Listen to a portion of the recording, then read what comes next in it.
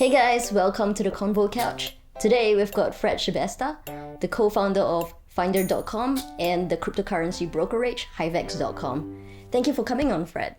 Thank you for inviting me. I have this mission basically to be in peak personal, mental, physical and emotional state and see what level of success that will help me unlock and get to. I'm on this journey to do that right now. And it's incredible, it's fun. It's almost like it's a game. Lots of routine, lots of discipline. I had some self-limiting beliefs, quite a lot of them, and I still have them. I had a belief that I was not worthy of anything I've achieved or anything at all, actually. And it was a very unusual feeling, but I felt it all the time.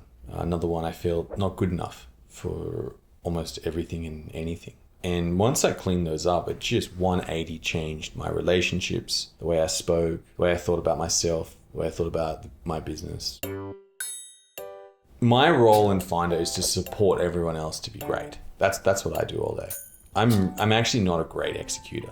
What I try and focus on is the future and where we're going and trying to communicate and set that and then support everyone in the journey that they're on. That's what I'm good at. My purpose is to inspire and challenge people to do incredible things. I had to do a lot of work on myself to become a manager and a leader. I wouldn't say I was the greatest manager or leader, but I was conscious of it. And so I actively said to myself, I remember saying to myself, I'm going to become a great manager. And then I said to myself, I'm going to become a great leader. I'll focus on it, focus on it, focus on it, focus on it, focus on it. Just every day I'm going to do a little bit better and I'm going to reflect and go, that wasn't great. Okay, I could do better here. Okay, that wasn't great. And just go on a continuous journey of learning and improvement. I just sort of went, that wasn't really good leadership. Oh, that outcome wasn't great. Okay, let's reflect. And then I asked a lot of people for feedback and I tried to self-reflect and correct. What are your top 3 books? I love The 7 Habits of Highly Effective People. Mm-hmm. I don't like the 7th habit that much, but the synergy or something. I think he combined it all at the end and had this diagram where it all sort of combines together. Yeah, the coalescing, I found that kind of strange.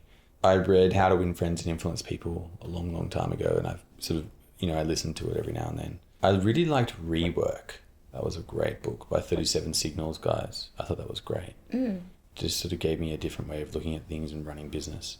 I loved the Everything Store, the Amazon one. I didn't really like the Steve Jobs book that much. I just kind of got close to him and it made me cry maybe like 10 times. I cry when I'm hearing stories in different ways than other people. No one else cries when I cry, but it's kind of strange. When do you cry? I cry when people are feeling incredible amounts of pride in other people, when other people achieve great things against adversity. I love that.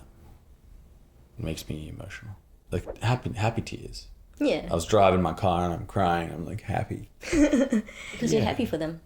And just the feelings they get and the decisions they had to make. I think it's part of it, yeah. If you want to go and do something, there's only one person that can do that, and that is yourself. The first action you need to take is you need to take an action. And therefore, everything that I do, absolutely everything, if I want to go and be successful, is my responsibility, regardless of what happens. There are some things that are not in my control, but for most degree, it's because you didn't go and do that extra little piece of work or call that last person that you thought you would. You were a bit tired and you didn't want to do it. Whatever it may be, there are slivers of moments in time where if you took more responsibility and to make the outcome happen, that's the difference, I think, between success and unlimited success.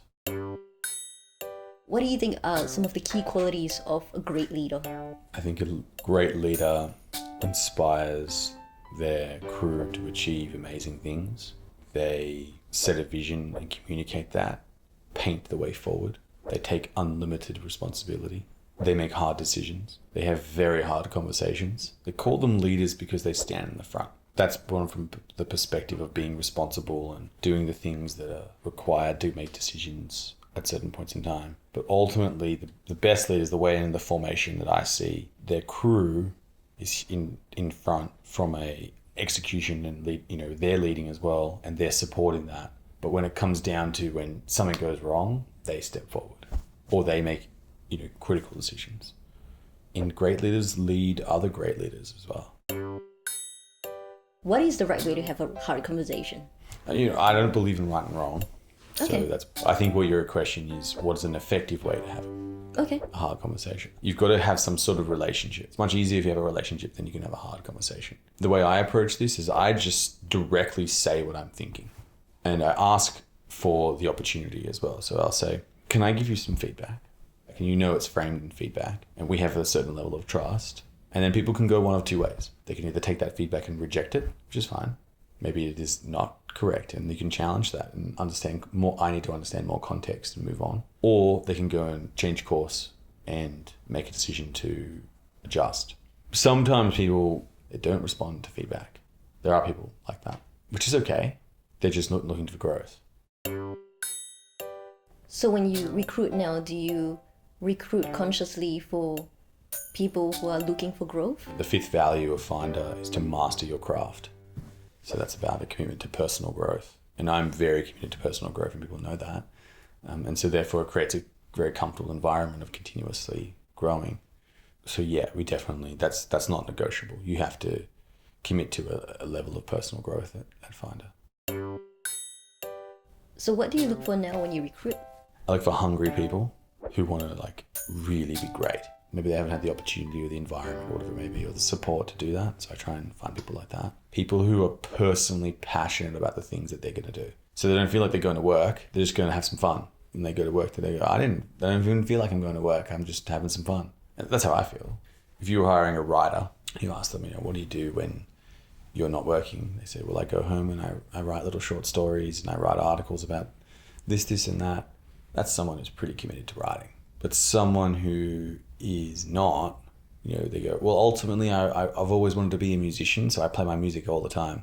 You can tell in their core, the alignment of being a writer is juxtaposed with being a musician, and they're not going to align long term. So they're going to stay in and eventually leave because they feel unhappy, and nothing you can do can change that because really they don't want to be a writer. They're just doing that to pay the bills. An alignment of the company and a personal self is the exact best environment for people to work in. Frank and I, we overlap in little small places around finance and investment. We share the same values, but we don't day to day do the same things. So we're not ever conflicting or not in each other's way. In fact, we come from very different perspectives. He comes from more of an accounting, financial mindset, analytical, stabilizing mindset. I come from an innovative, Disruptive. technical. Yeah, I guess I kind of am a little bit disruptive in some ways, but for a productive reason, to get an outcome and get a goal and to move forward. So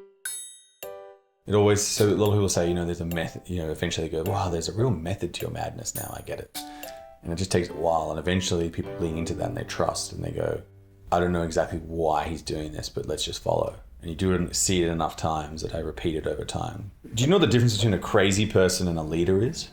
I've heard of the one about the crazy person and the genius, not about the one with a leader. No, I don't. The difference is that the leader just has a whole lot of people following them. What about a crazy leader? Well, that's what I mean. I think leaders are kind of crazy. Okay. So they're both kind of crazy. One just has a lot of people following them. Right. So do you feel like you're a crazy leader? Yeah, I don't know. Crazy, not crazy. It's just hard to take. It's hard to process sometimes. I've thought through a lot of things with my ideas. They're not immediately logical, and I'm prepared and fully ready to go and do that. And the people who've been working with me for, 5, 6, 7, 8 years, they've seen it before. They get used to it. And then once people get used to it, they go, yeah, we're going to go that way as well. And I'm going to back him. So do they think the same way as you do now? Or No. do they follow? I don't want them to they think know? like me. Okay. Think like yourself. I want you to be yourself and be your best version of yourself. And I want to support you in doing that. But do they see the logic behind your thinking now, after they followed you for 5, 6 years? Probably, yeah. Okay. I have one freedom inside Finder. One freedom. One. That is, I get to choose specifically who I will want to work with and who I do not. Who do you want to work with? You're going to a place for many, many hours of your life and to spend time with people. Not so much there's all sorts of people that could technically do the job and they could achieve the outcome. It's not about that. I have the choice as to who those people are and who I want them to be. Who I want to go and hang out with. That's the one freedom I've got. Okay. That's a good freedom to have. When you want to remain at the top of the hierarchy, you need to do it in certain ways. I think we are a bit of a virus on the planet right now. So what a virus does, it consumes its host until it dies. It would be great for humans to work with the earth and not against it, to become symbiotic with it. Hey guys, thanks for checking out this episode in a series where we interview business leaders, tech innovators, and startup founders about their business journey, insights, and reflections. If you find value in this, please leave us a comment below, and also like, subscribe, and hit the notification bell. Enjoy!